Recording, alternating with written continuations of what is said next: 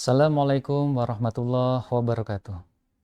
Mahasiswa Universitas Muhammadiyah Jakarta, Prodi Kedokteran Gigi yang dirahmati Allah. Alhamdulillahirabbil alamin. Pada kesempatan kali ini kita bisa berjumpa kembali untuk sama-sama belajar terkait dengan keterampilan komunikasi dokter dengan pasien.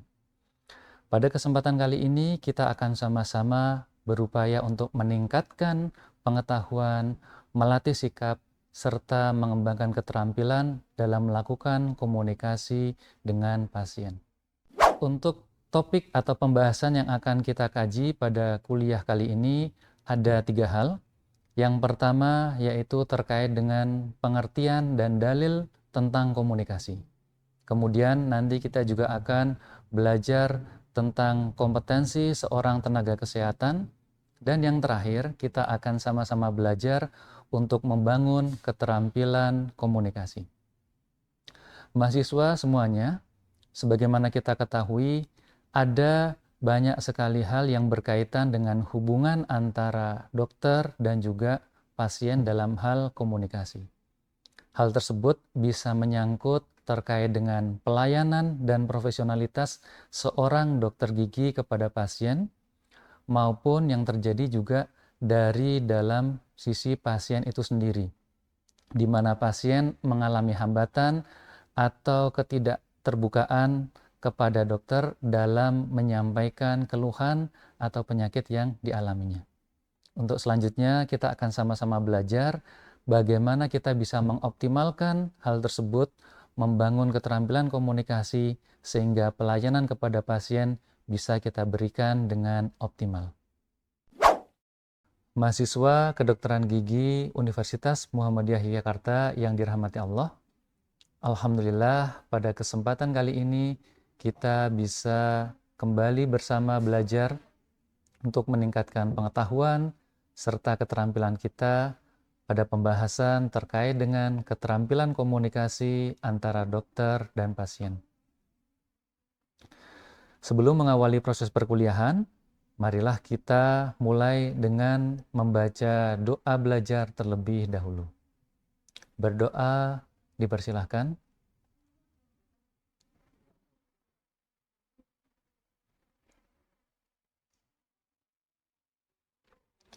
Cukup.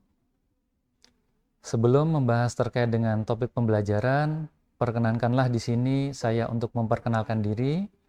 Saya Muhammad Arif Rizky, Sarjana Psikologi, Magister Psikolog, sebagai dosen program studi psikologi Universitas Muhammadiyah Jakarta yang insya Allah nanti akan membersamai mahasiswa semuanya terkait dengan materi komunikasi antara dokter dan pasien.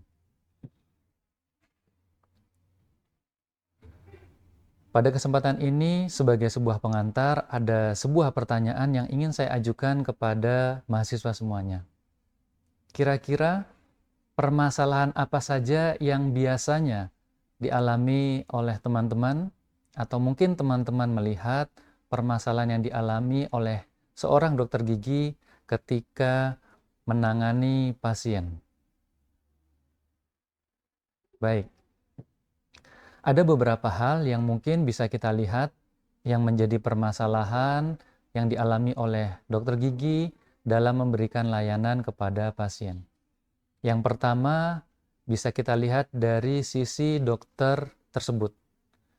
Dari sisi dokter gigi tersebut, ada beberapa hal yang mungkin bisa menjadi masalah. Salah satunya, bagaimana keterampilan komunikasi yang dilakukan oleh dokter gigi kepada pasien. Yang kedua, juga bisa berkaitan dengan profesionalitas serta sikap empati dalam memberikan pelayanan kepada pasien. Ada beberapa kasus yang pernah disampaikan kepada saya berkaitan dengan seorang dokter gigi yang memberikan pelayanan tidak dengan profesional ataupun mengabaikan sikap empati yang seharusnya diberikan oleh seorang tenaga kesehatan. Selain itu, ada juga permasalahan yang muncul dikarenakan pasien itu sendiri. Salah satu yang mungkin terjadi dikarenakan kurang terbukanya atau pasien tidak mau memberikan informasi secara utuh, secara jujur kepada dokter. Hal tersebut tentunya bisa mengakibatkan hambatan yang berakibat kepada kurang optimal dalam pelayanan ataupun intervensi yang diberikan kepada pasien tersebut.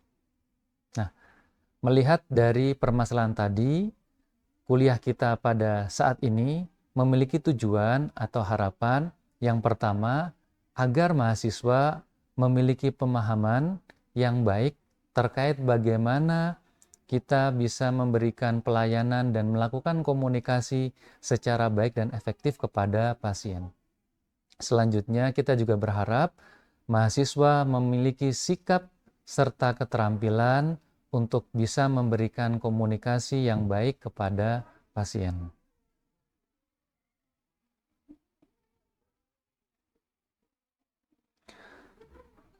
Topik terkait dengan keterampilan komunikasi antara dokter dan pasien terbagi menjadi beberapa bab. Di bab yang pertama, nanti kita akan sama-sama belajar terkait dengan komunikasi itu sendiri. Apa yang dimaksud dengan komunikasi, jenis komunikasi, serta kita juga akan belajar tentang dalil yang ada di Al-Quran maupun Sunnah terkait dengan komunikasi. Selanjutnya kita juga akan belajar tentang bagaimana seorang tenaga kesehatan bisa memiliki kompetensi yang mendukung dalam memberikan pelayanan kepada pasien. Dan yang terakhir, kita akan sama-sama belajar bagaimana membangun keterampilan komunikasi pada pasien.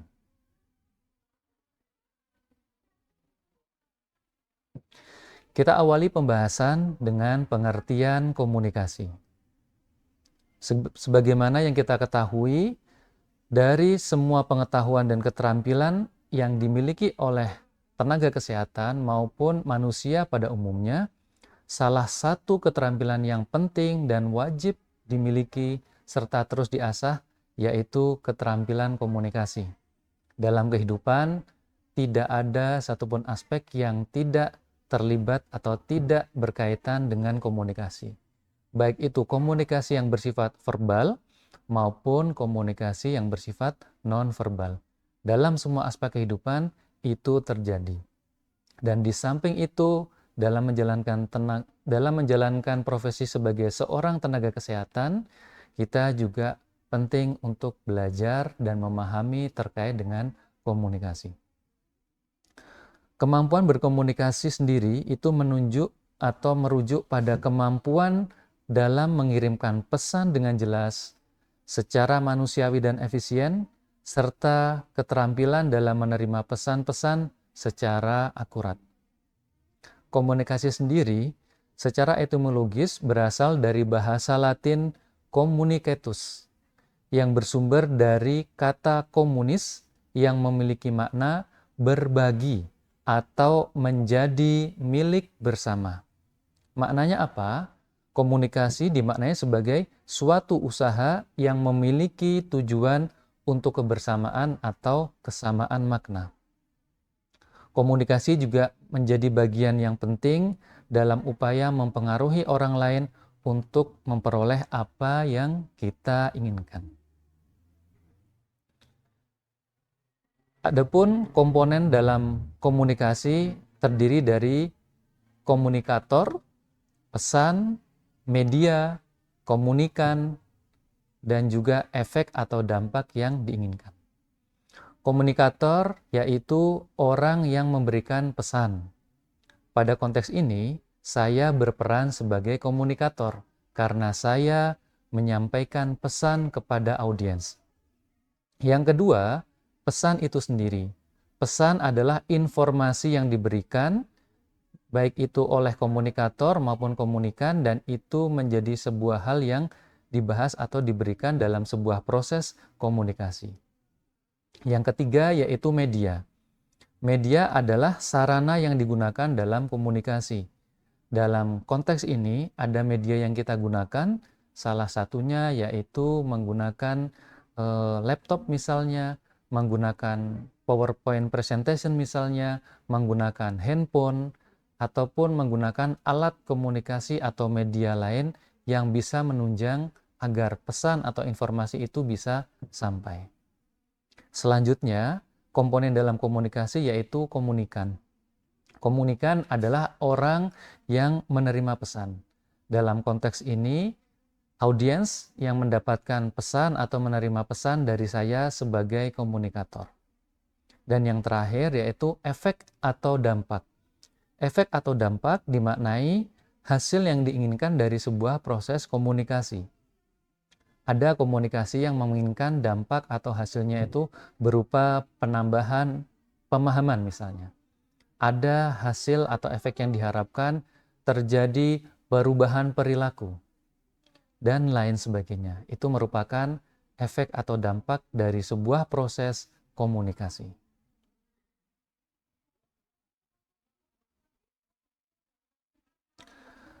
Macam-macam komunikasi menurut tujuannya itu terdiri menjadi 3, yaitu komunikasi yang memiliki tujuan untuk informatif adalah komunikasi yang bertujuan untuk memberikan sebuah informasi atau pemahaman kepada audiens. Yang kedua, yaitu komunikasi persuasif. Komunikasi persuasif bertujuan untuk mengajak atau mengarahkan audiens agar mencapai hasil yang diinginkan. Dan yang ketiga yaitu negosiasi. Negosiasi lebih dipahami sebagai sebuah proses diskusi antara komunikator dengan komunikan untuk mencapai hasil yang diinginkan. Sedangkan menurut jenisnya, itu terbagi menjadi beberapa hal. Yang pertama tadi ada komunikasi verbal, yaitu komunikasi yang dilakukan secara verbal atau lisan maupun tulisan. Yang kedua, yaitu komunikasi nonverbal, adalah bentuk komunikasi yang dilakukan tidak melalui tulisan maupun lisan. Salah satu contoh komunikasi nonverbal yaitu gestur, bahasa tubuh, dan juga kode-kode ataupun hal lain yang bisa dimaknai sebagai sebuah bagian dari komunikasi. Selain itu, jenis komunikasi juga bisa dipahami sebagai komunikasi personal, di mana dilakukan antara satu dengan satu orang, dan juga komunikasi publik atau komunikasi massa, atau kita juga bisa menyebutnya komunikasi kelompok, di mana proses komunikasi yang dilakukan antara satu orang dengan lebih dari satu orang atau banyak orang. Selanjutnya kita akan membahas terkait dengan dalil yang ada di Al-Quran dan hadis terkait dengan komunikasi. Dalil yang pertama yang ada di Al-Quran, kita bisa temukan di dalam Quran surat Al-Isra, surat ke-7 ayat 28. Allah subhanahu wa ta'ala berfirman, A'udzu billahi minasyaitonir rajim, wa imma tu'ridunna anhum mubtigha'a rahmatin mir rabbika tarjuha faqul lahum qawlan maysura. Yang terjemahan maknanya, jika tidak mampu membantu sehingga engkau terpaksa berpaling dari mereka untuk memperoleh rahmat dari Tuhanmu yang engkau harapkan, ucapkanlah kepada mereka perkataan yang lemah lembut. Dari dalil ini kita bisa memahami dalam proses komunikasi diusahakan menggunakan cara yang baik dan lemah lembut. Dalil yang kedua dari Al-Quran terdapat di dalam Quran surat As-Saff, surat ke-61, ayat 2-3. Allah subhanahu wa ta'ala berfirman, A'udzu billahi minasyaitonir rajim, Ya ayyuhalladzina amanu lima taquluna ma la taf'alun. Kabura maqtan indallahi an taqulu ma la taf'alun. Yang terjemahan maknanya, wahai orang-orang yang beriman, mengapa kamu mengatakan sesuatu yang tidak kamu kerjakan? Sangat besarlah kemurkaan di sisi Allah bahwa kamu mengatakan apa yang tidak kamu kerjakan. Dari ayat ini kita bisa belajar bahwa dalam komunikasi juga perlu dibangun yang namanya integritas atau kongruensi seseorang. Karena saat kita menyampaikan sesuatu, maka seharusnya kita juga sudah melakukan apa yang kita sampaikan. Karena ketika kita menyampaikan sesuatu tetapi tidak melakukan, maka di sisi Allah akan mendapatkan kemurkaan. Dan dari sisi manusia juga kita tidak akan mendapatkan kepercayaan dari orang yang kita ajak komunikasi. Dalil yang ketiga yaitu di Quran surat An-Nahl surat ke-16 ayat 125.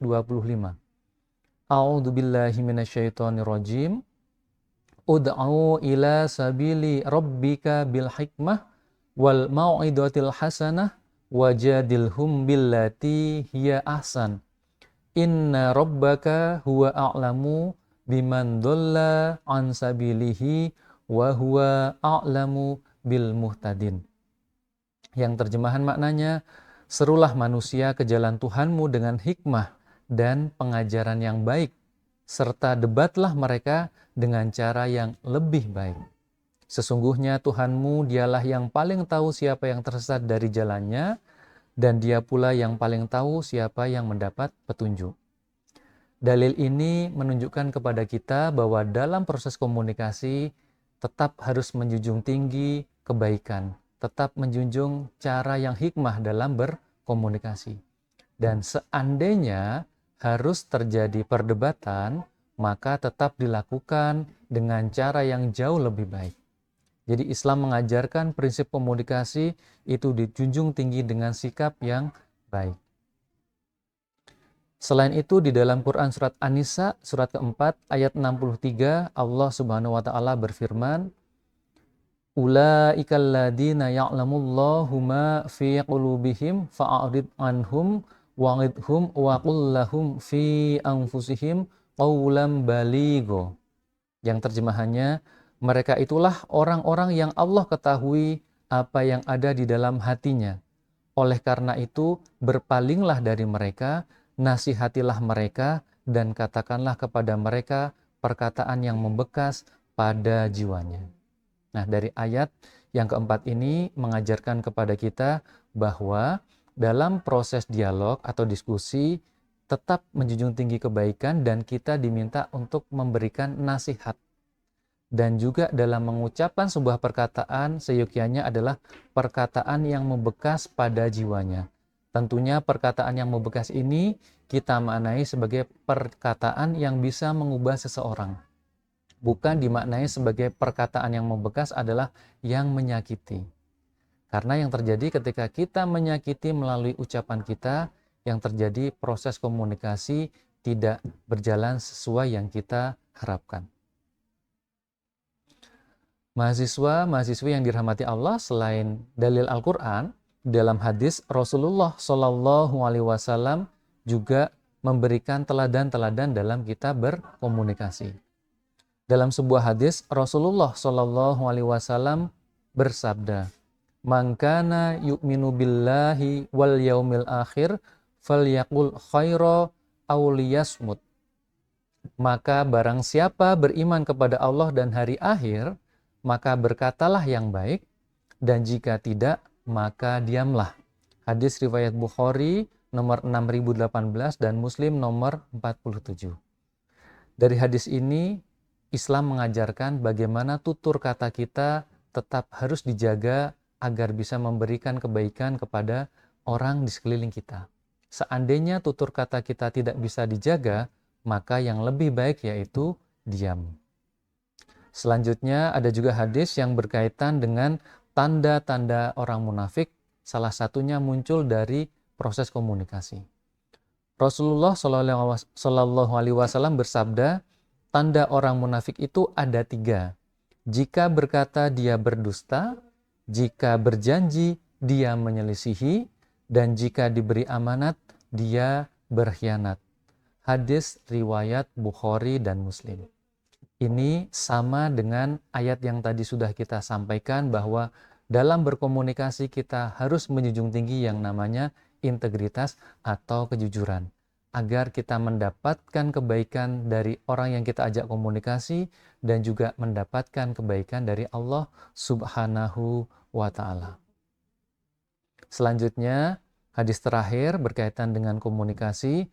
Rasulullah Shallallahu Alaihi Wasallam bersabda, "Hendaklah kalian senantiasa berlaku jujur, karena sesungguhnya kejujuran akan mengantarkan pada kebaikan, dan sesungguhnya kebaikan akan mengantarkan pada surga. Jika seseorang senantiasa berlaku jujur dan berusaha untuk jujur, maka dia akan dicatat di sisi Allah sebagai orang yang jujur. Hati-hatilah kalian dari berbuat dusta, karena sesungguhnya dusta akan mengantarkan kepada kejahatan, dan kejahatan akan mengantarkan pada neraka. Jika seseorang sukanya berdusta dan berupaya untuk berdusta, maka ia akan dicatat di sisi Allah sebagai seorang pendusta. Hadis riwayat Muslim. Ini menjadi sebuah pengingat dan juga sesuatu yang harus kita hindari untuk berkata dusta, berkata bohong, berkata sesuatu yang tidak dicintai oleh Allah Subhanahu wa Ta'ala.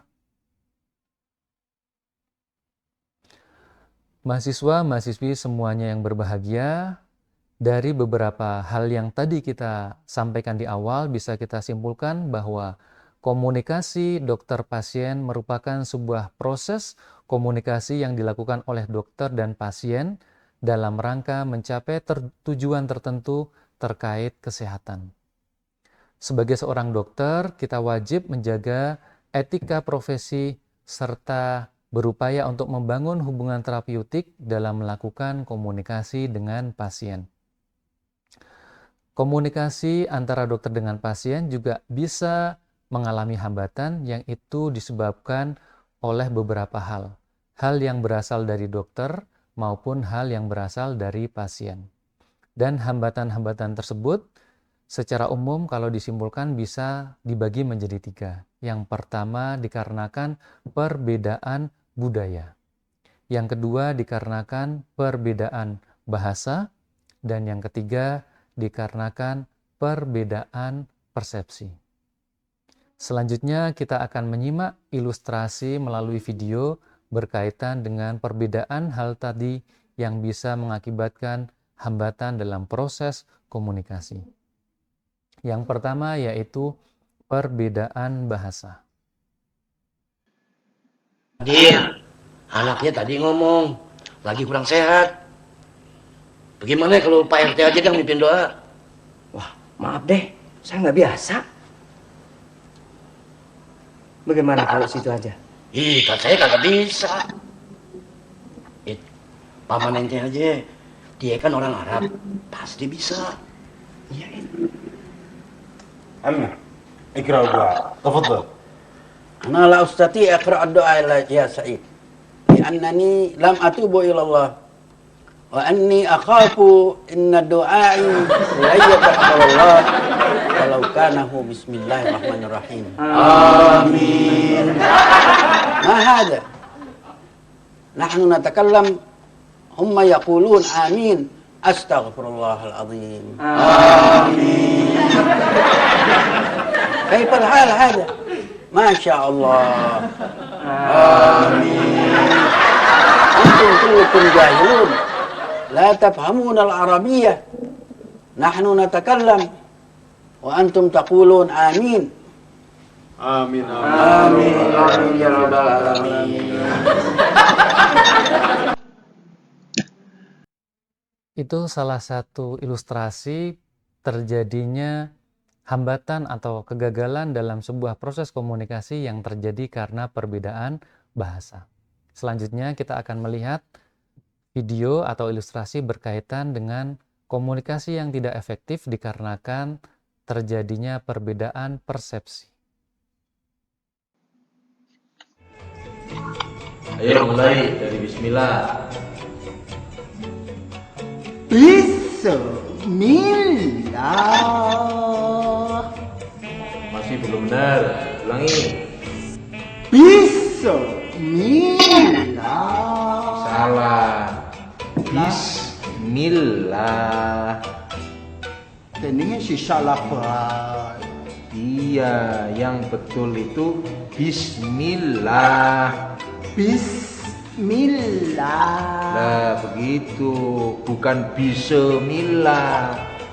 Terus tadi bacanya di lagu-lagu biar apik justru malah salah. Coba lanjutkan ya. Bismillah.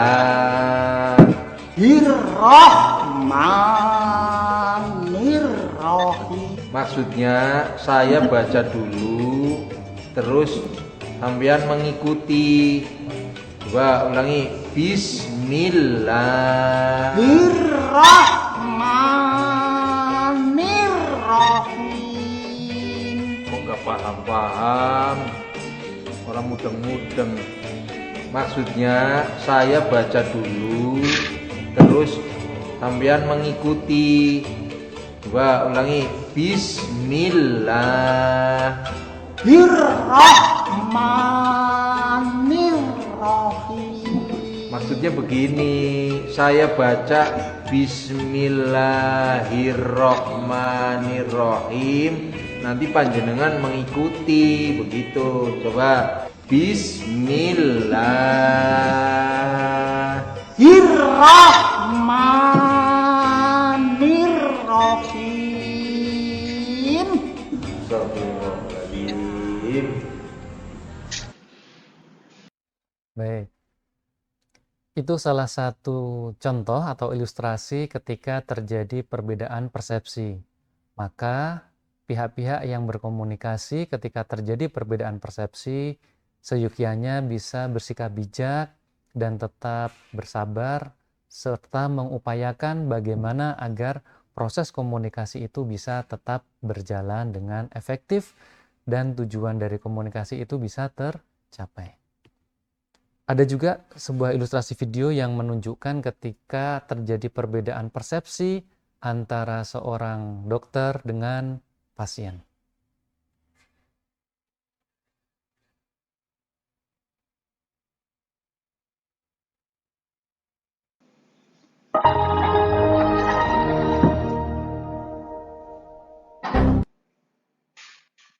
Oke, kita lihat sekali lagi.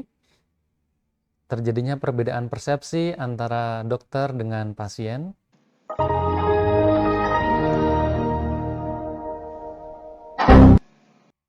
Nah, maksud dari dokter tersebut ingin mengambil alat, tapi malah direspon secara berbeda oleh pasien. Meskipun pada akhirnya sang dokter bisa memberikan pemahaman secara nonverbal melalui gestur untuk meluruskan kesalahan persepsi yang dialami oleh pasien.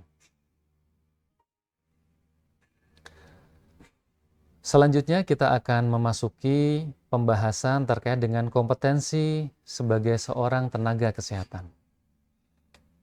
Teman-teman semuanya, insya Allah nantinya akan menjadi seorang dokter gigi, seorang tenaga kesehatan yang bisa memberikan layanan profesional kepada pasien, maka penting dan wajib untuk meningkatkan kompetensi yang dimiliki. Adapun kompetensi merupakan satu hal yang harus dimiliki oleh seorang tenaga kesehatan atau dokter dalam memberikan pelayanan kepada pasien. Kompetensi meliputi pengetahuan, sikap, dan keterampilan yang harus dimiliki oleh seorang tenaga kesehatan.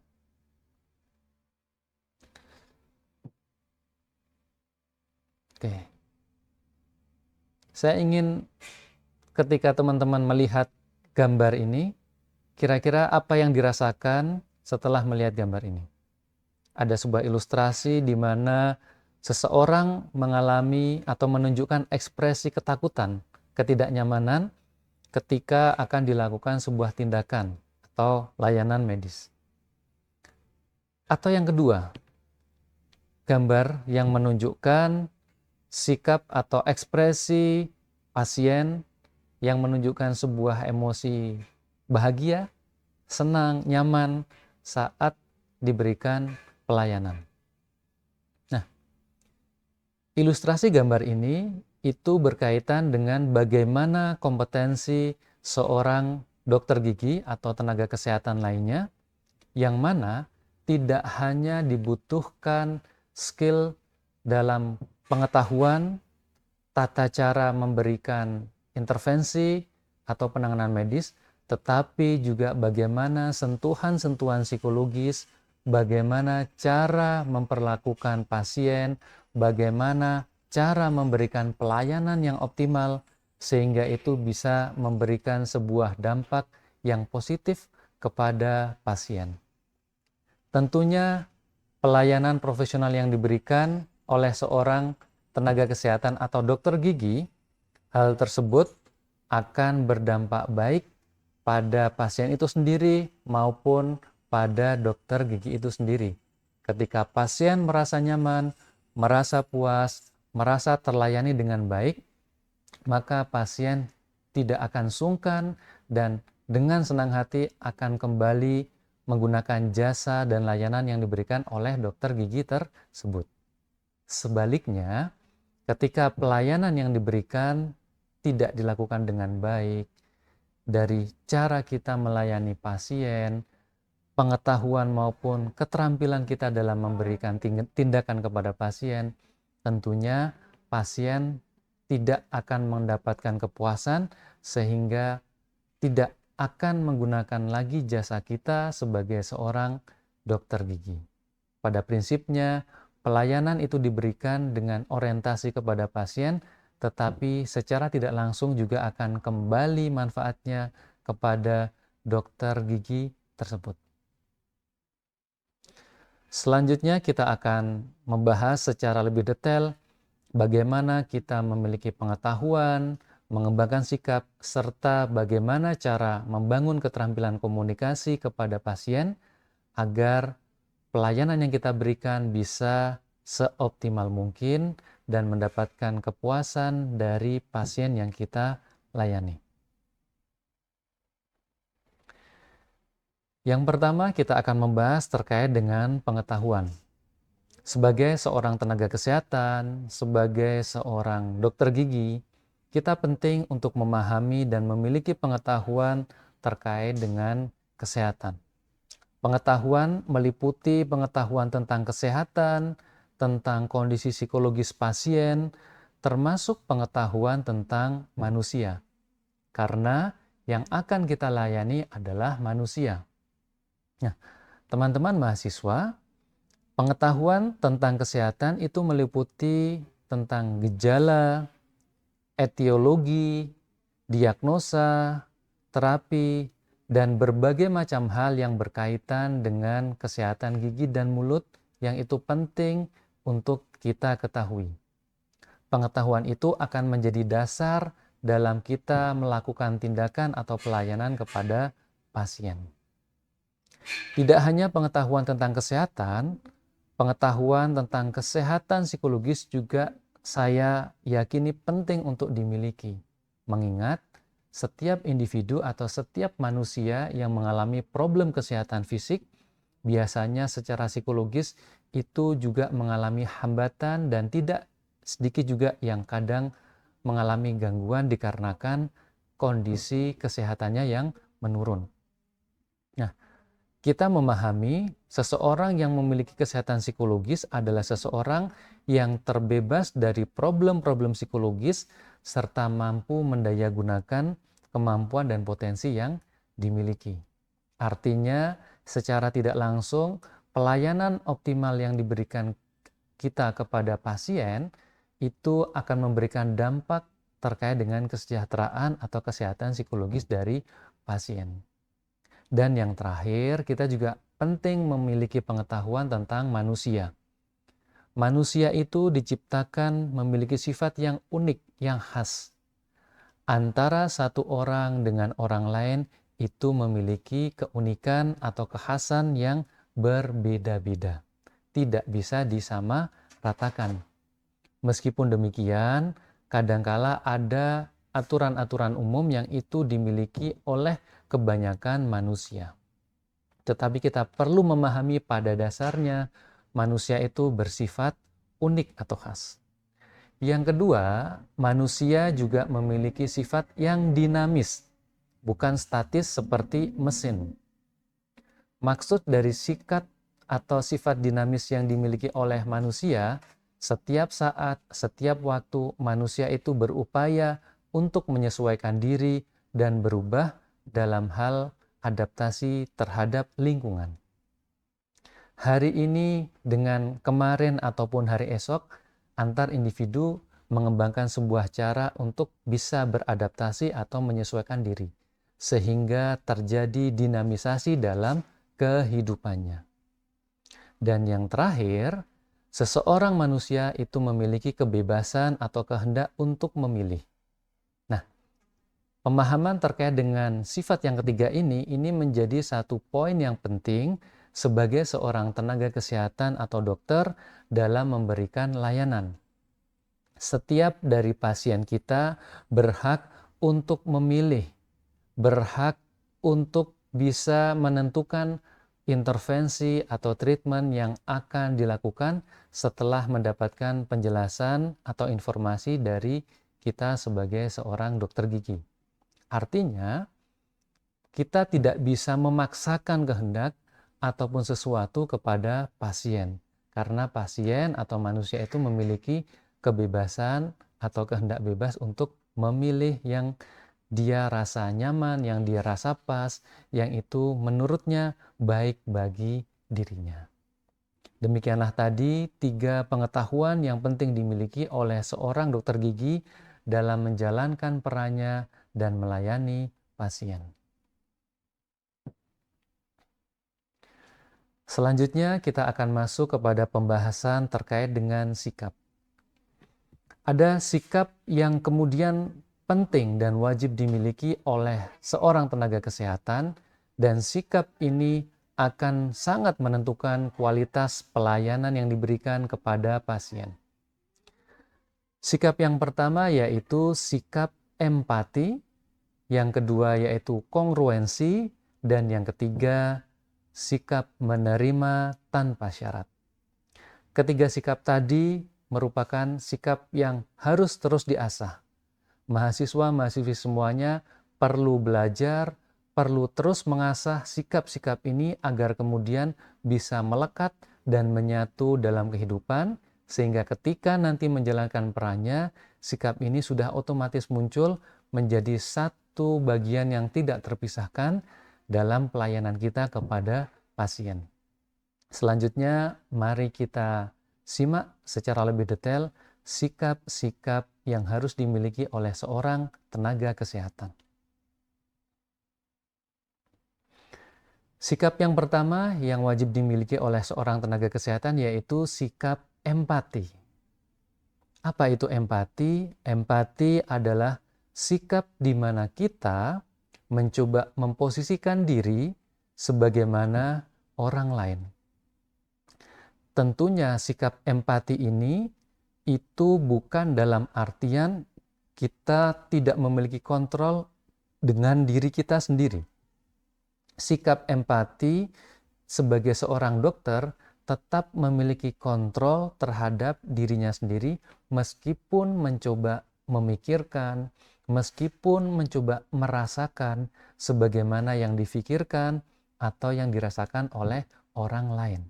Sebagai contoh, misal ketika pasien datang kepada kita mengeluhkan tentang gejalanya, mengeluhkan tentang kualitas kehidupannya, kita mungkin merasa iba, kita mungkin berempati, tetapi sikap empati yang kemudian kita wujudkan tetap dalam kaidah profesional.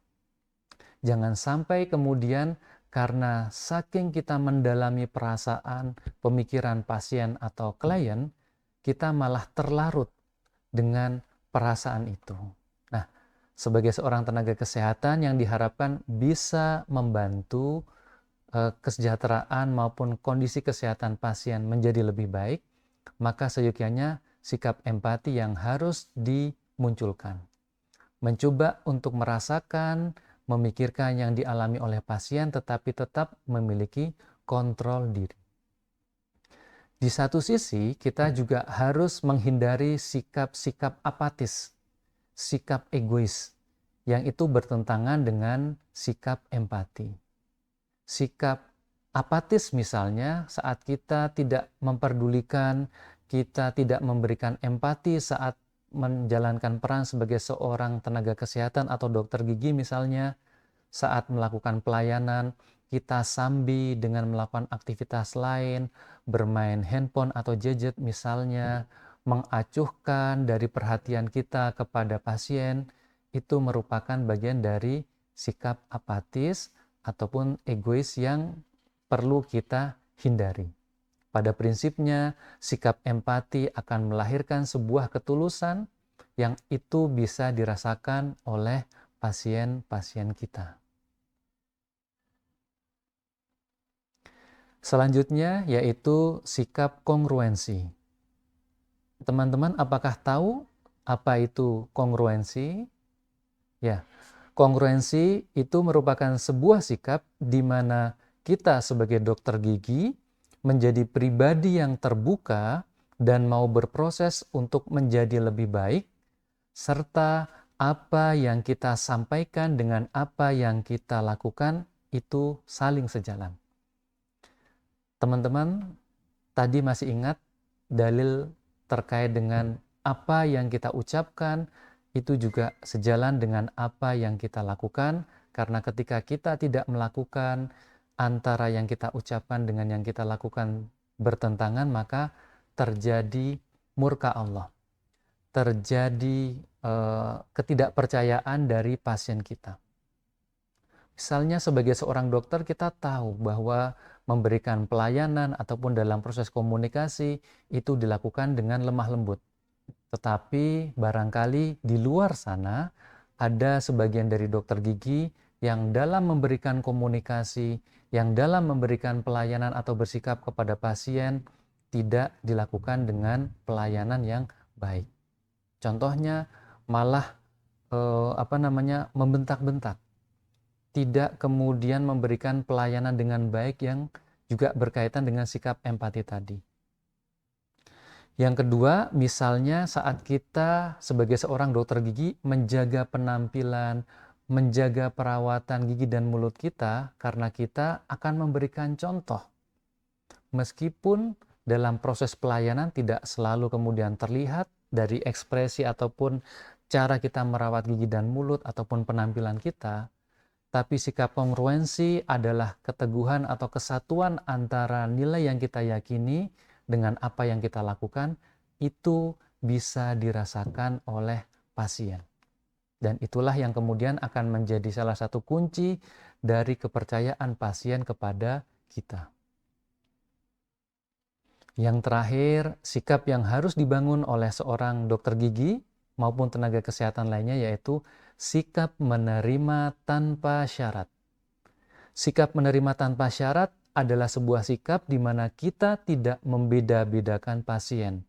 Membeda-bedakan di sini bukan dalam pengertian klasifikasi, derajat atau intervensi, tetapi tidak membeda-bedakan dalam memberikan pelayanan yang optimal, pelayanan yang prima, pelayanan yang terbaik. Pasien dengan kondisi ekonomi tertentu, pasien dengan jenis kelamin yang berbeda, pasien dengan misalnya status atau latar belakang yang kita ketahui, tetap kita berikan pelayanan sebaik-baiknya. Kita tidak membeda-bedakan pelayanan, kita terima mereka dalam hal kemanusiaan. Meskipun mungkin ada perbedaan background, ada perbedaan nilai yang kita yakini yang itu muncul dari dalam diri pasien, tetapi sebagai seorang dokter gigi, kita tetap menjunjung tinggi nilai kemanusiaan dan memberikan pelayanan yang terbaik kepada pasien. Jadi, sikap menerima tanpa syarat ini menjadi sikap yang juga penting dan wajib dimiliki oleh seorang dokter gigi.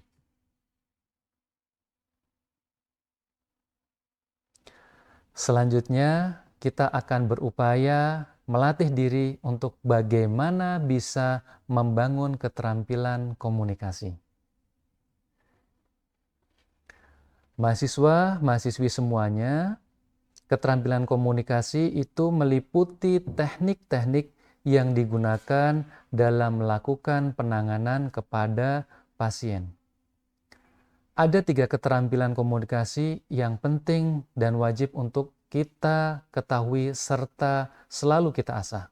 Yang pertama yaitu keterampilan mendengarkan aktif, yang kedua komunikasi verbal dan nonverbal, serta yang ketiga tahapan gather atau 1-7 yang disingkat greet, ask, tell, help, explain, dan return. Atau dalam singkatan bahasa Indonesia, salam, tanyakan, ungkapkan, bantu, jelaskan, dan undang. Selanjutnya kita akan mencermati secara detail dari ketiga keterampilan komunikasi tadi. Yang pertama yaitu mendengarkan aktif.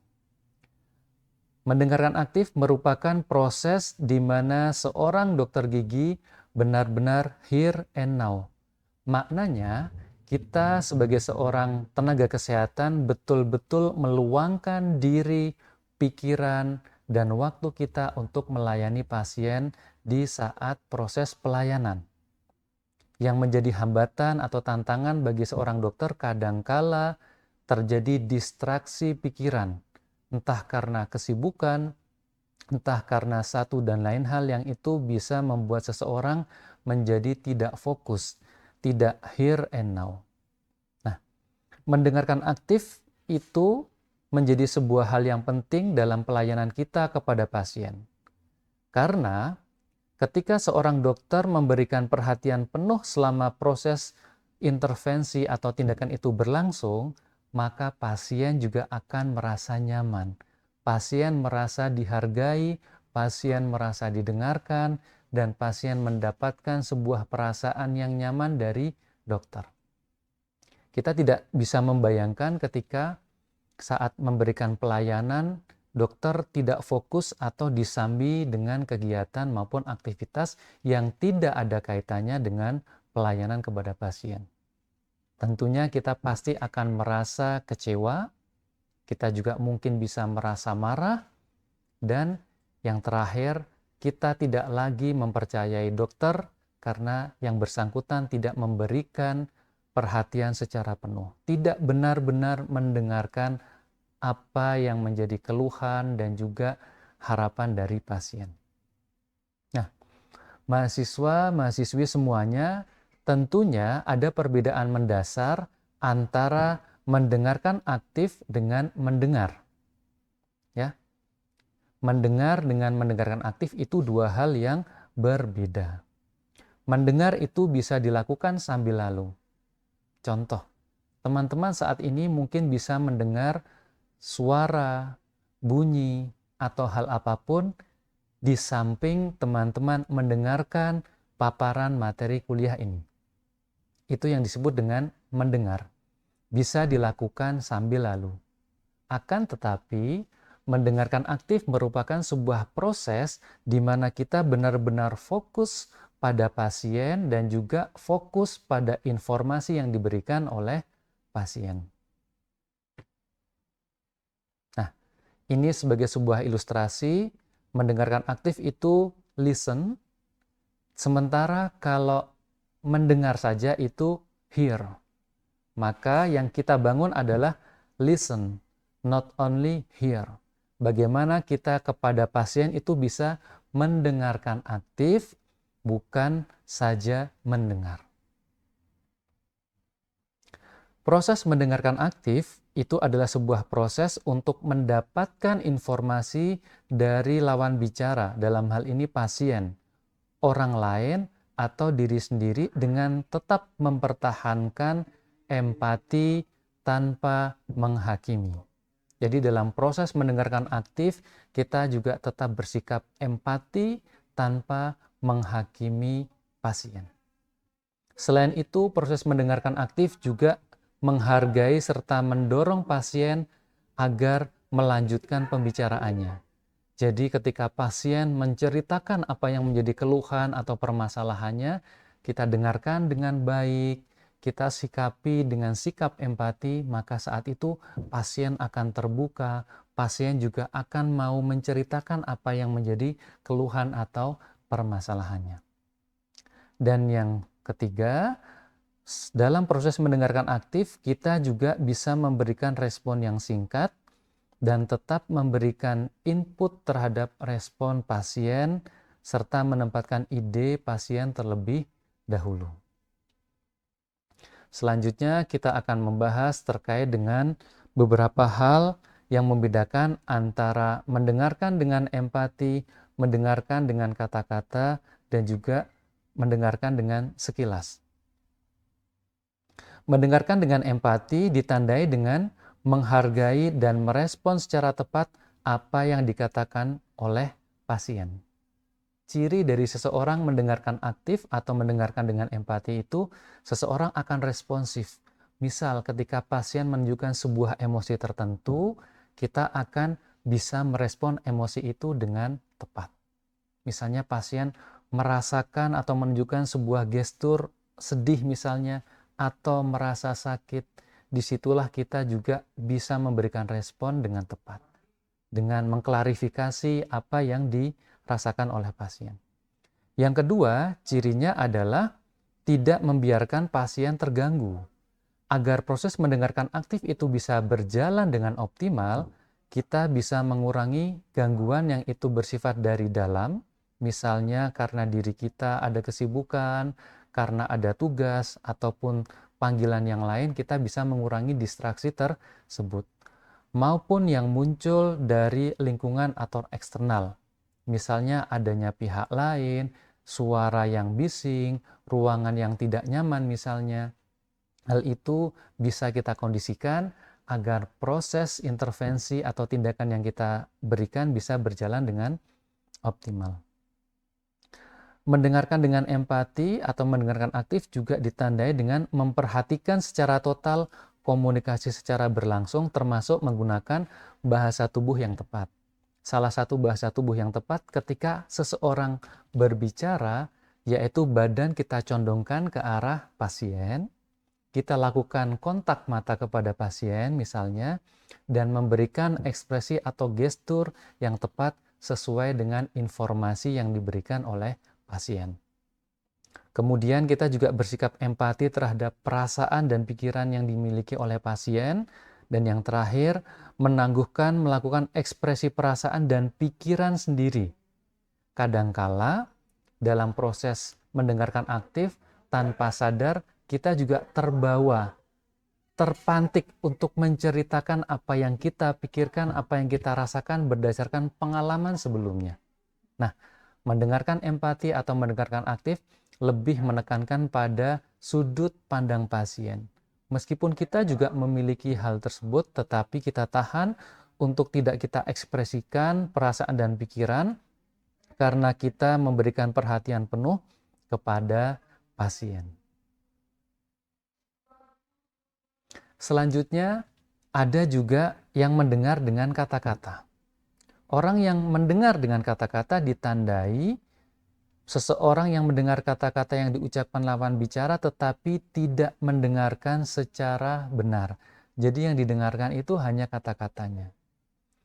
Pada tahapan ini pendengar hanya mendengar hal-hal yang di permukaan tapi tidak memahami secara mendalam apa yang dikemukakan oleh lawan bicara kita. Misalnya lawan bicara kita mengatakan, "Oh, saya tidak apa-apa." Tetapi ada sebuah gestur yang kita tangkap yang di situ menunjukkan ketidaknyamanan yang dialami oleh pasien. Menunjukkan sebuah ekspresi yang sebenarnya bertentangan antara apa yang disampaikan oleh pasien dengan yang dirasakan. Nah, orang yang mendengar kata-kata dia akan cenderung lebih mempercayai kata-katanya tanpa memahami makna yang disampaikan oleh pasien atau lawan bicara kita. Pendengar pada tahapan ini berusaha mendengarkan secara logis sehingga hanya konsentrasi pada isi pembicaraan dan mengesampingkan perasaan lawan bicara dalam proses percakapan. Nah, itu yang kadang sering terjadi dan mungkin tidak kita sadari, kita hanya berfokus pada isi dari percakapan tapi lupa dalam memahami makna ataupun perasaan yang dialami oleh lawan bicara kita. Nah, yang kemudian penting untuk kita hindari dan semoga tidak terjadi yaitu mendengar selintas atau sambil lalu. Pendengar pada tahapan ini lebih banyak melakukan koreksi terhadap hal-hal yang dikemukakan oleh lawan bicara. Jadi yang terjadi malah sering melakukan koreksi-koreksi. Dan pendengar lebih berkonsentrasi pada diri sendiri. Yang sejatinya mendengarkan aktif itu adalah berfokus atau berkonsentrasi pada lawan bicara atau pasien kita. Tetapi pendengar selintas akan cenderung lebih berfokus pada dirinya sendiri. Selain itu, pendengar pada tahapan ini lebih berperan sebagai pembicara daripada pendengar. Bukannya memfokuskan untuk mendengarkan, biasanya pendengar selintas ini dia malah justru lebih banyak berbicara dan mendominasi pembicaraan. Mereka merupakan pendengar pasif dan bukan pendengar aktif. Itu 3 jenis atau 3 hal yang berkaitan dengan aktivitas mendengarkan aktif. Yang paling baik adalah yang pertama, mendengarkan dengan empati, yang ditandai dengan beberapa ciri-ciri tadi. Nah, mahasiswa-mahasiswi yang berbahagia, selanjutnya ada beberapa hal yang disarankan dan juga tidak disarankan pada saat kita melakukan proses mendengarkan atau berkomunikasi dengan pasien. Yang disarankan untuk dilakukan yang pertama yaitu mendengarkan dengan penuh pengertian tanpa mengkritik dan menghakimi.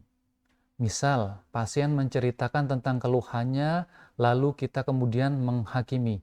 Anda sih, kenapa melakukan hal tersebut? Hal itulah yang mengakibatkan kondisi kesehatan gigi dan mulut Anda terganggu. Itu contoh hal yang harus kita hindari. Dalam mendengarkan, kita cukup menerima informasi itu dengan empati tanpa melakukan penghakiman atau kritik. Lalu juga mempertahankan kontak mata. Tadi, bentuk komunikasi nonverbal yang perlu kita bangun dan bisa dilatih yaitu mempertahankan kontak mata. Karena dengan mempertahankan kontak mata, itu menjadi salah satu tanda atau ciri bahwa kita memperhatikan lawan bicara. Yang ketiga, menghadapi lawan bicara dengan sikap tubuh terbuka dan rileks. Salah satunya bisa kita bangun dengan posisi duduk kita yang nyaman, yang rileks, yang penuh keterbukaan.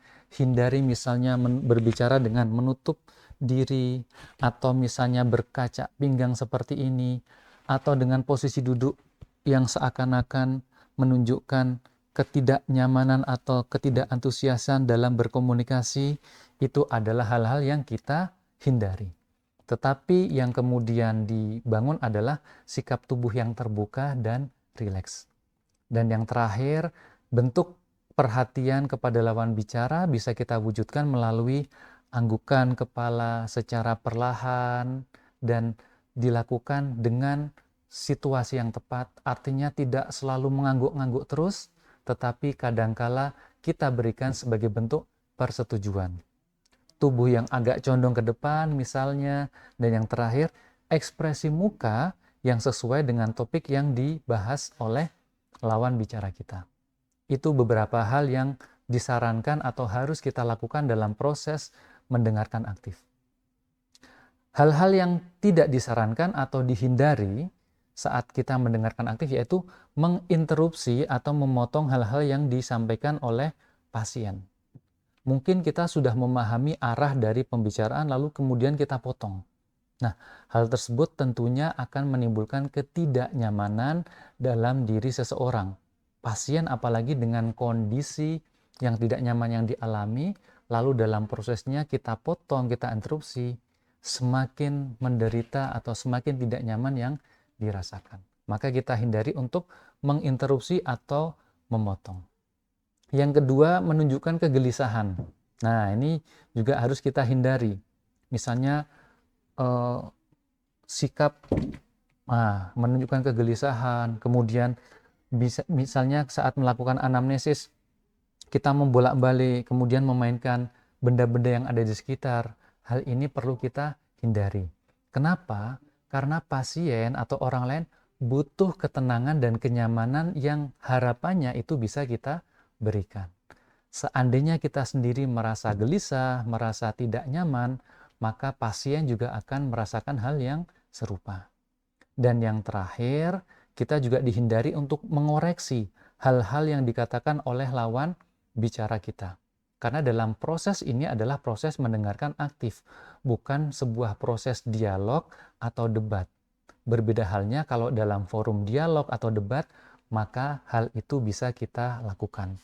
Tetapi dalam proses komunikasi antara dokter dengan pasien, hindari untuk mengoreksi hal-hal yang dikatakan oleh lawan bicara, kecuali memang hal itu berkaitan dengan kondisi yang berhubungan dengan kesehatan pasien itu sendiri. Misalnya, ada sebuah keyakinan yang ada dalam diri pasien, itu penting untuk kita luruskan. Nah, itu berbeda hal. Maksud dalam mengoreksi hal-hal yang dikatakan oleh lawan bicara adalah saat pasien menyampaikan sesuatu yang tidak ada kaitannya dengan kesehatan pasien, dan itu juga tidak ada kaitannya dengan kita tahu, langsung semuanya kita koreksi. Nah, hal ini seyogyanya kita hindari. Selanjutnya, ada 3 prinsip dalam mendengarkan aktif. Yang pertama adalah penerimaan. Yang dimaksud penerimaan di sini adalah menerima semua informasi, semua keluhan, semua hal yang dimiliki oleh pasien dengan tetap memiliki sifat atau sikap empati, dan kita juga tetap memiliki kontrol diri. Yang kedua, penghargaan. Penghargaan ini prinsip ditunjukkan melalui bagaimana cara kita bersikap dan menghargai pasien dan selama proses tersebut berlangsung. Dan yang ketiga yaitu toleransi. Tadi ada hal-hal yang mungkin berbeda, hal-hal yang mungkin tidak sama yang kita miliki dengan pasien, kita juga bisa mengembangkan toleransi. Selain itu, yang dimaksud toleransi di sini yaitu adanya sikap memahami sebuah proses yang sedang dialami oleh pasien atau orang lain, yang itu tidak bisa dilakukan atau tidak bisa berubah dalam waktu yang instan. Maka di sini juga penting bagi kita untuk membangun sebuah toleransi terhadap proses. Setelah tadi kita membahas terkait dengan keterampilan komunikasi yaitu mendengarkan aktif, maka kita akan masuk dalam komponen komunikasi yang lebih spesifik. Komunikasi tadi kita sudah pahami, sudah kita bahas bahwa komunikasi adalah proses interaksi penyampaian pesan atau informasi antara 2 orang atau lebih untuk tujuan tertentu. Dalam hal ini, komunikasi itu bisa terbagi menjadi komunikasi verbal dan komunikasi non-verbal. Komunikasi verbal adalah kalimat yang disampaikan, pemilihan kata, serta merujuk kepada respon-respon verbal yang terjadi selama proses komunikasi.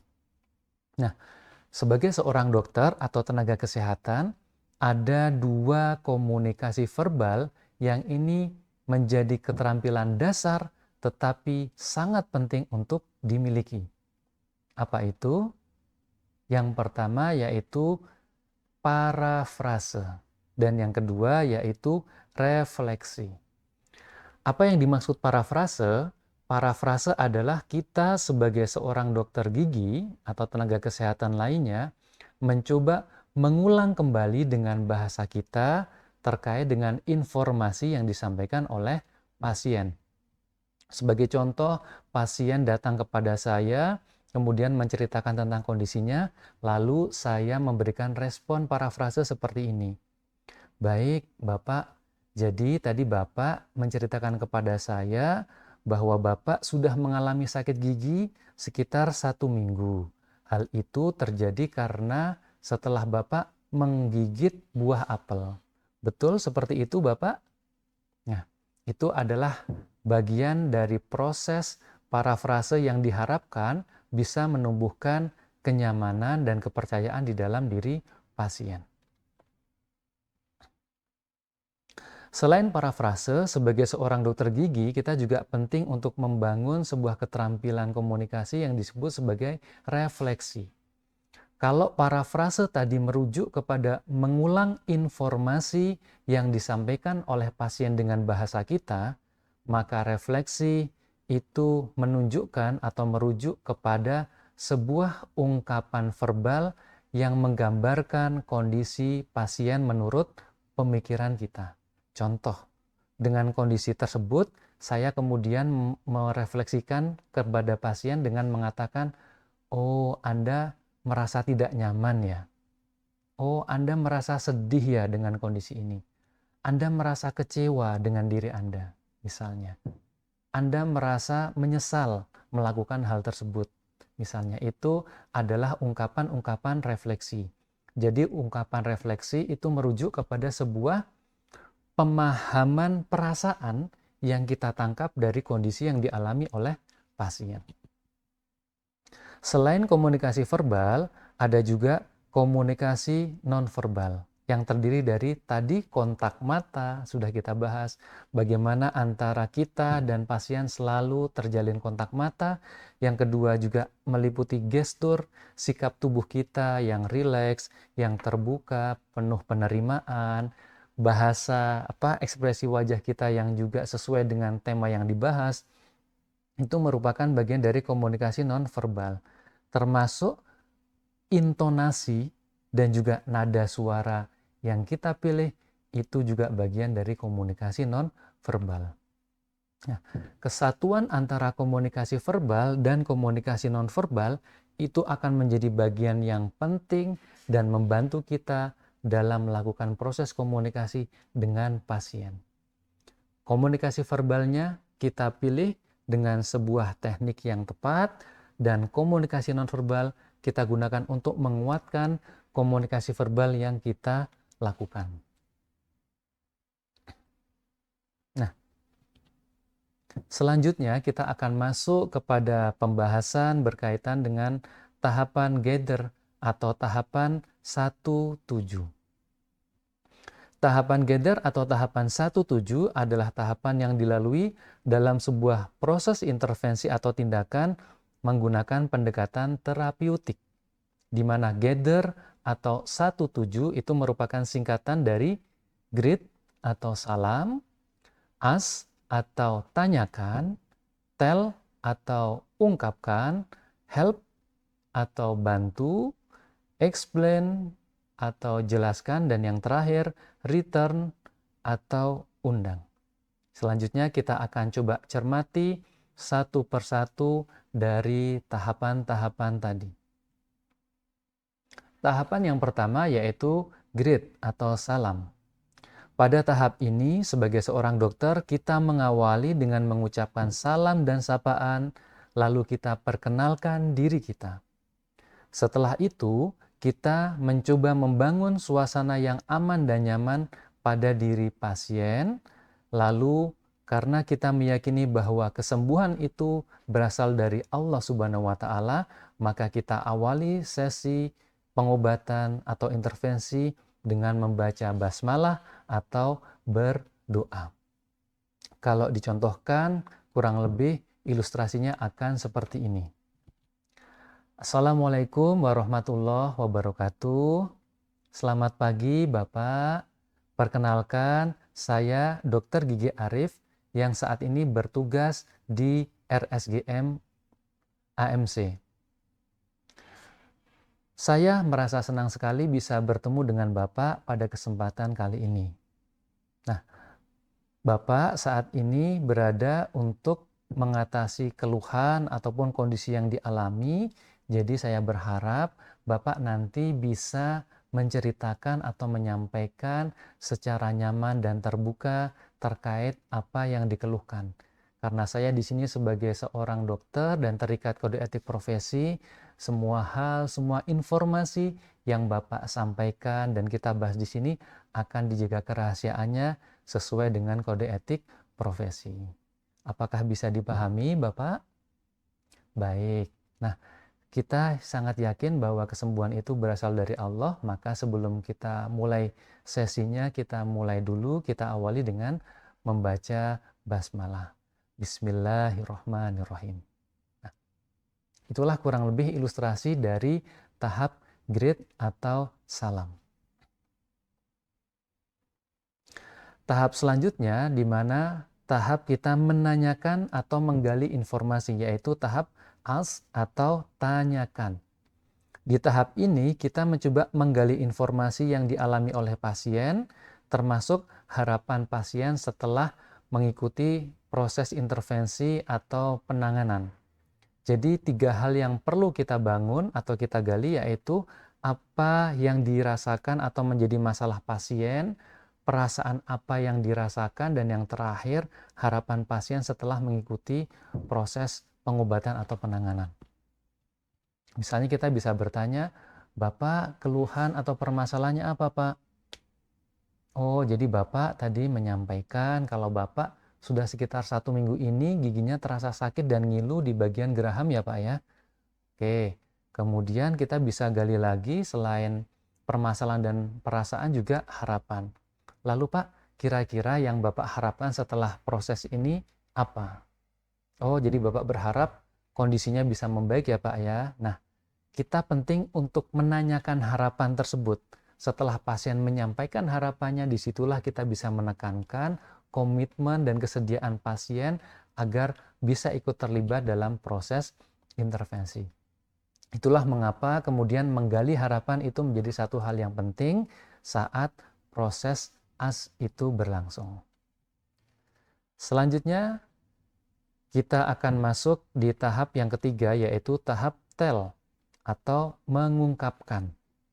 Di tahap tell ini, pada prinsipnya kita merangkum dari semua informasi yang kita sudah peroleh di tahap AS tadi, meliputi perasaan dan permasalahan yang dihadapi oleh pasien dan juga harapan yang dimiliki pasien setelah proses intervensi atau pengobatan berlangsung.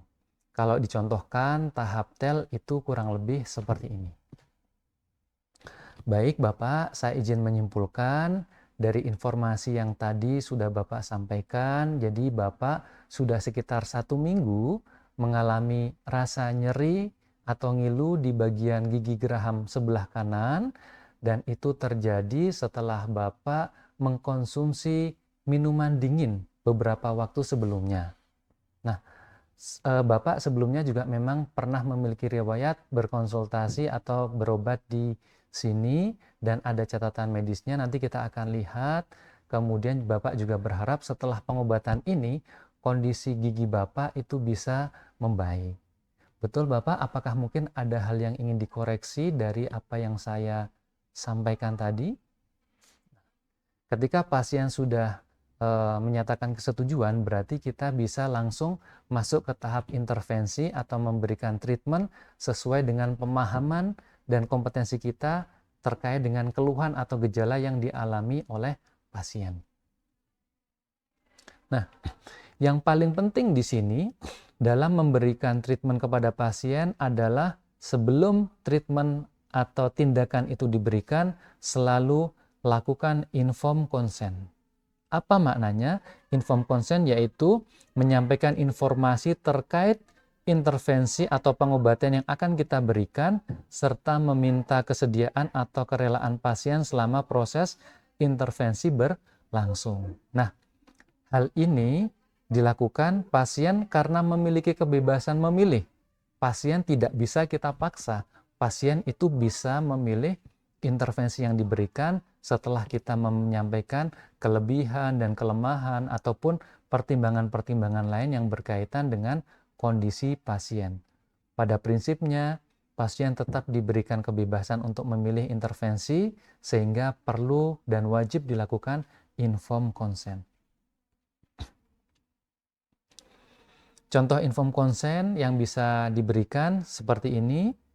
Baik, berdasarkan pemeriksaan yang dilakukan, kondisi Bapak mengalami gigi berlubang dan perlu dilakukan pencabutan karena hal tersebut sudah sampai ke bagian akar. Nah, untuk mengatasi kondisi tersebut, saya akan coba memberikan tindakan tersebut dan mungkin hal itu akan membuat Bapak tidak nyaman. Meskipun demikian, dampak dari tindakan tadi itu untuk jangka panjang akan memberikan sebuah kondisi yang jauh lebih nyaman dan kondisi gigi Bapak serta kualitas kehidupan Bapak akan jauh lebih nyaman dibandingkan Bapak hanya diberikan treatment yang lain. Nah, saya berharap ketika Bapak bersedia dengan tindakan ini, Bapak bisa secara sukarela dan juga aktif terlibat dalam proses intervensi. Adapun jika ada hal-hal yang dibingungkan atau ingin ditanyakan, Bapak bisa bertanya kepada saya. Apakah Bapak bisa memahami? Oke, nah kurang lebih itu contoh informed consent yang bisa kita berikan kepada pasien. Oke, tahap selanjutnya dianggap pasien sudah mendapatkan treatment, sudah mendapatkan sebuah penanganan. Nah, setelah itu penting juga bagi kita sebagai seorang dokter untuk mengevaluasi pemahaman dan juga kondisi pasien. Di tahap ini, dokter mengevaluasi kondisi pasien serta membantu pasien untuk merumuskan kembali proses yang sudah dijalani selama tindakan berlangsung. Sebagai contoh, baik, setelah kita melewati serangkaian tindakan tadi, bisa Bapak sampaikan kondisinya gimana saat ini, Pak? Oke, mungkin masih terasa sakit atau ngilu gitu ya, Pak ya, setelah tindakan. Oke, tadi saya juga sudah memberikan edukasi terkait dengan apa saja yang bisa Bapak lakukan dan apa yang harus Bapak hindari selama ini. Bisa tolong coba disimpulkan kembali Bapak apa-apa yang harus Bapak lakukan dan apa-apa yang harus dihindari? Oke, baik. Betul sekali Bapak. Tadi Bapak sudah bisa memahami informasi yang saya sampaikan dengan baik. Nah, itu contoh dari tahap explain di mana penting bagi kita untuk memahami memahami kondisi klien dan memahami pemahaman klien setelah intervensi berlangsung. Hal ini untuk memastikan bagaimana tindakan kita itu bisa lebih optimal dan pasien bisa menerapkan terkait dengan edukasi yang sudah kita berikan dalam upaya merawat gigi dan mulut yang dialami oleh pasien. Dan tahap terakhir dari proses komunikasi itu yaitu tahap return atau tahap mengundang kembali. Tahap ini adalah tahap terminasi dari sebuah proses intervensi atau pengobatan di mana ada beberapa hal penting yang harus disampaikan. Yang pertama, kita bisa menjadwalkan ulang jikalau memang dibutuhkan untuk melakukan follow up. Yang kedua juga kita penting untuk memberikan motivasi, memberikan sugesti positif kepada pasien. Di samping itu kita juga mendoakan kondisi pasien agar lebih baik, lebih sehat tentunya, serta kita akhiri dengan menutup sesi konsultasi ataupun pengobatan dengan membaca hamdalah serta salam penutup. Baik, sebagai contoh seperti ini, alhamdulillah Bapak untuk proses pengobatannya sudah berlangsung dengan baik dan Bapak juga tadi sudah memahami hal-hal yang perlu Bapak lakukan selama di rumah. Saya yakin dan percaya mungkin kondisi Bapak saat ini dirasa memang tidak nyaman. Tetapi insya Allah setelah ini kondisi Bapak akan lebih nyaman dan dengan itu semakin banyak nikmat lagi yang akan bisa kita syukuri. Saya juga di sini mendoakan kesembuhan Bapak agar bisa diangkat penyakitnya dengan kesembuhan yang sempurna dan barangkali dengan kesabaran dan ketabahan Bapak dalam merasakan sakitnya ini akan menjadi penggugur dari dosa Bapak. Saya juga mohon maaf mungkin selama proses pengobatan ini ada hal yang kurang berkenan dan insya Allah nanti kita bisa jadwalkan mungkin 1 bulan untuk kita pantau perkembangannya apakah kondisi Bapak sudah membaik atau belum. Begitu, apakah Bapak bersedia? Baik, alhamdulillah. Jikalau seperti itu untuk sesinya bisa kita cukupkan, kita akhiri dengan mengucap hamdalah. Alhamdulillahirabbil alamin. Terima kasih Bapak. Assalamualaikum warahmatullahi wabarakatuh.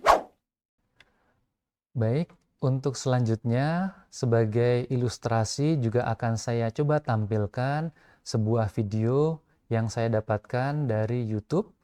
Kurang lebih video ini bisa menggambarkan rangkaian utuh dari proses yang tadi sudah kita bahas.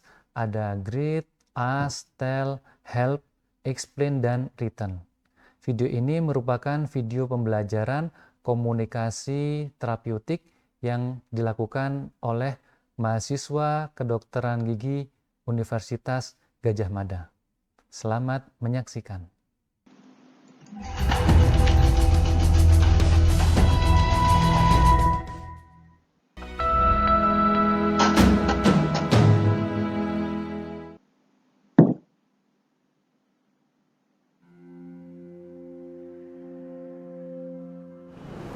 Kebanyakan kasus kelalaian pelayanan kesehatan yang dilakukan oleh tenaga medis, termasuk dokter gigi, terjadi karena komunikasi yang berjalan kurang efektif.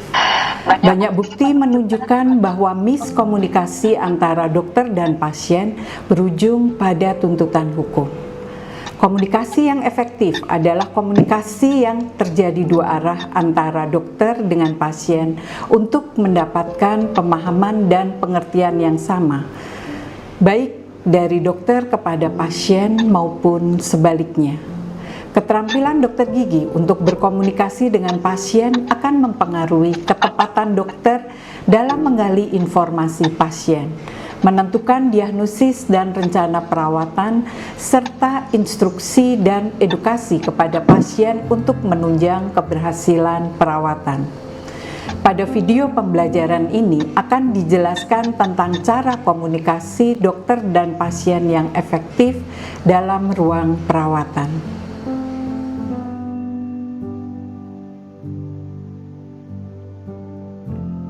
Pada saat pasien datang, dokter gigi mengucapkan salam dan menanyakan nama pasien. Dokter gigi mempersilakan pasien duduk, memperkenalkan diri, dan menanyakan keluhan pasien. Selamat pagi, selamat datang di RSGM UGM Prof. Sudomo. Sebelumnya perkenalkan, saya Dr. Dani. Ini untuk standar keselamatan pasien. Boleh disebutkan nama panjang, panggilan, dan tanggal lahirnya dulu?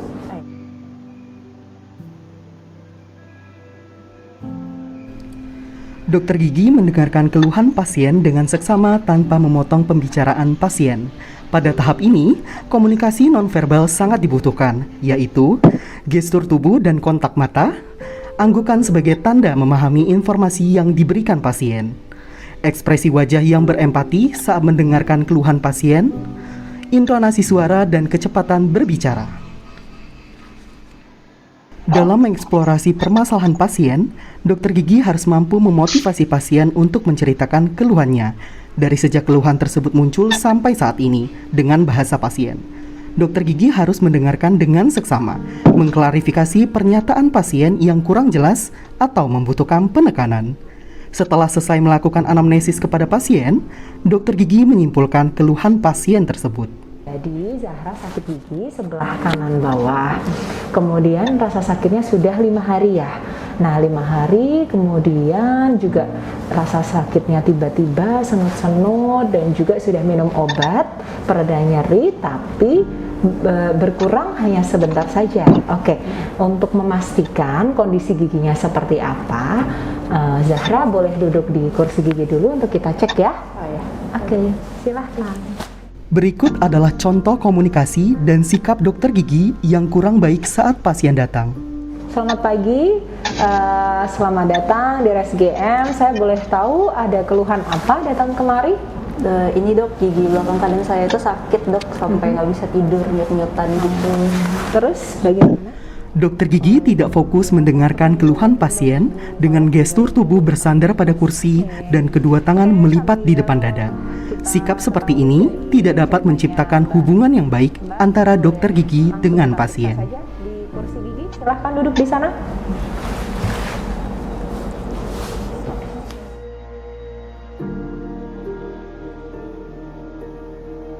Oke Mbak Zahra, sekarang kita periksa dahulu. Nanti bila ada yang terasa sakit, Mbak Zahra boleh angkat tangan sebelah kirinya ya. Jadi sebagai kode saya kalau memang misal terasa sakit, oke? Ya, oke.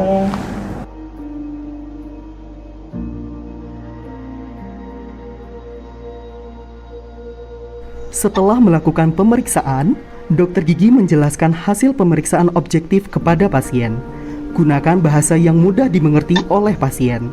Dokter gigi juga dapat menggunakan alat bantu peraga seperti poster atau model gigi.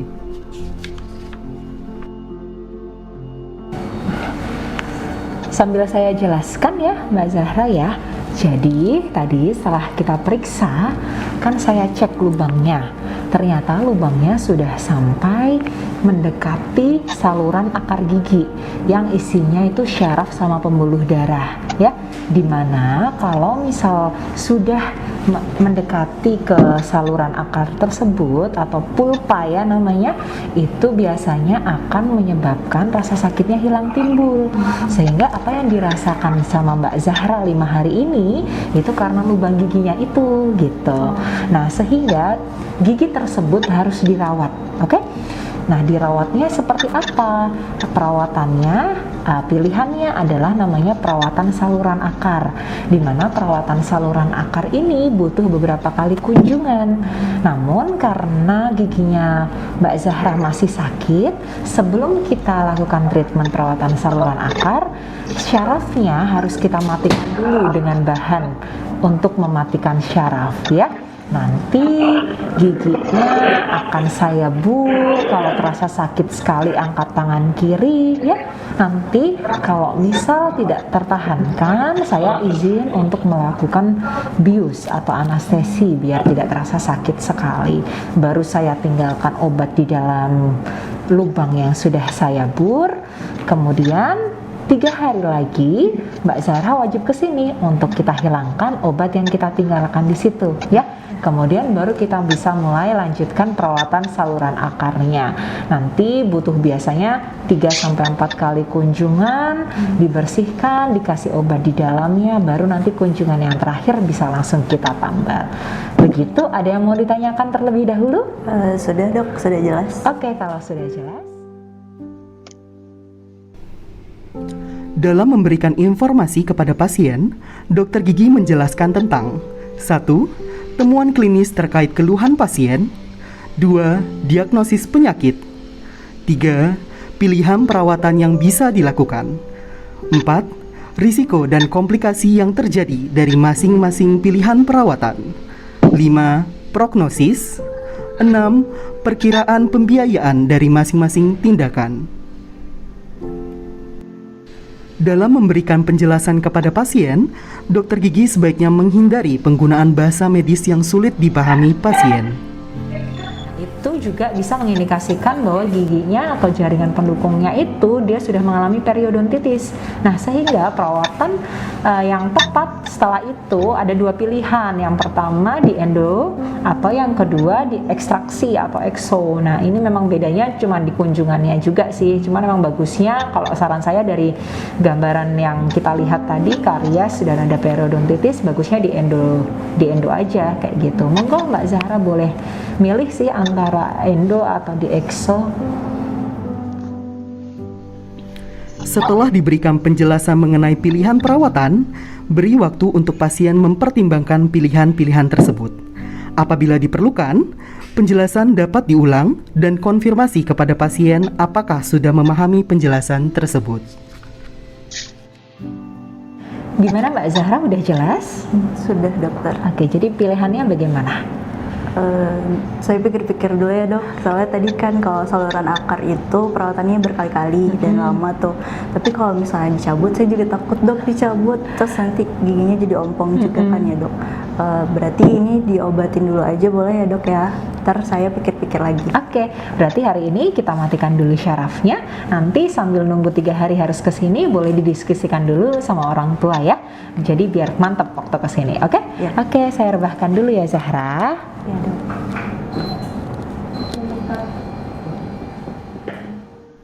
Sebelum mengakhiri pertemuan dengan pasien, dokter gigi memastikan lagi apakah ada informasi lain yang dibutuhkan oleh pasien terkait dengan keluhan dan perawatan yang dilakukan.